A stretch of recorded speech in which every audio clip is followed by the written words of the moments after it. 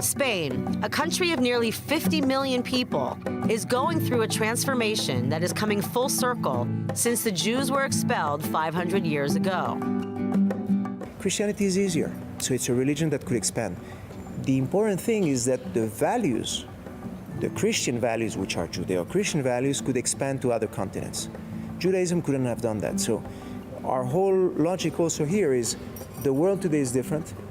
Instead of seeing Christian and Jews as enemies or opposites, on the contrary, we're all waiting for the Messiah to come. Madrid community leader David Hatchwell is spearheading the Hispano-Jewish Museum and is the president of the foundation.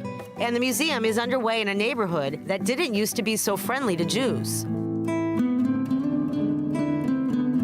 Time is like a wave, you know, and it goes. Now the wave goes today on the reverse.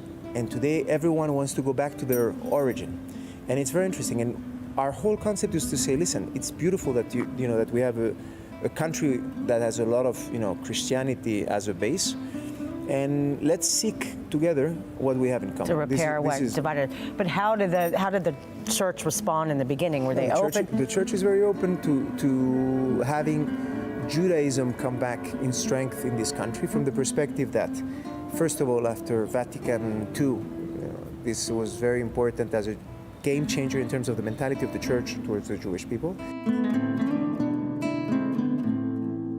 Scholars say the Jewish people have been in the Iberian Peninsula since the time of the Second Temple, while others believe it dates back to the time of King Solomon. So in cities like Toledo, it could be around 20-25% of the population being Jewish. In cities like Girona in Catalonia, same thing.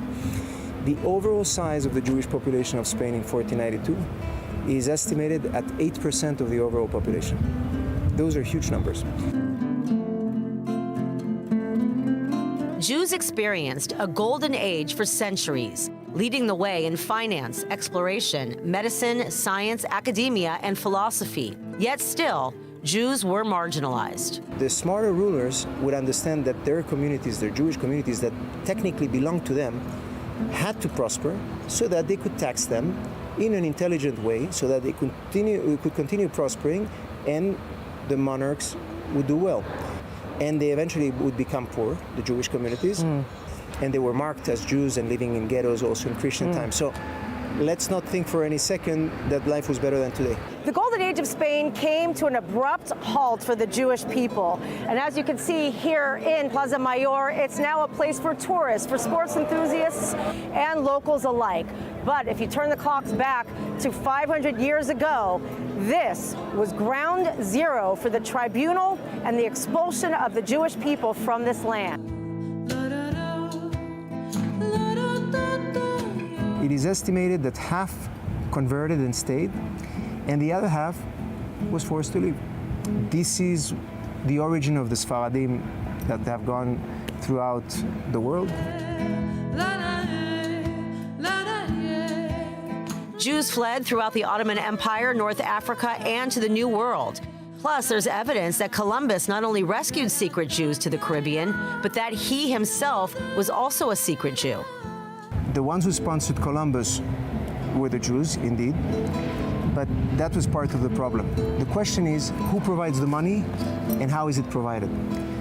The Jews were lending money to the monarchs, and at a certain moment you have to return the money. The mother of King Ferdinand, the husband of Queen Isabella, was Jewish, and she was called Paloma. In the New World, Converso Jews continued in secret, passing down Jewish rituals, cuisine, etc., from generation to generation. What percentage, you think, are descendants of Jews? Well, it's pure math. If you take 4% of the population and you do an experiment over 25 iterations, and that 4% marries with others, by the end of the 16th generation, 16th iteration, everyone has Jewish DNA.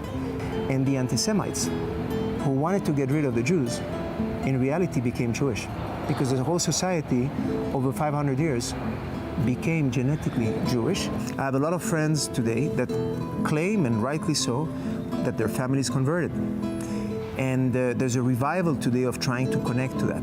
And these days, thanks to genetic testing and a spiritual longing, scores of people throughout the Spanish-speaking world of 600 million are discovering the truth. A truth that many believe is fulfilling prophecies about the ingathering of the exiles during these times. Something predicted by Moses, the prophet Isaiah, the prophet Obadiah, and one of the most revered Jewish thinkers, the 12th century's Maimonides of Cordoba.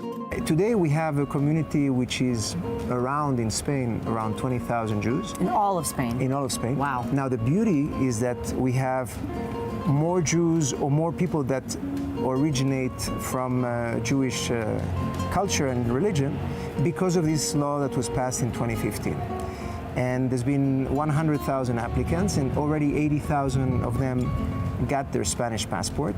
I think it's beautiful that people are looking for their Jewish past in order to connect to Spain, because once you realize that you have Jewish origin, then something changes within you. You don't see the Jewish people necessarily as something foreign. We're not about proselytizing, of course, but it's an interesting phenomenon.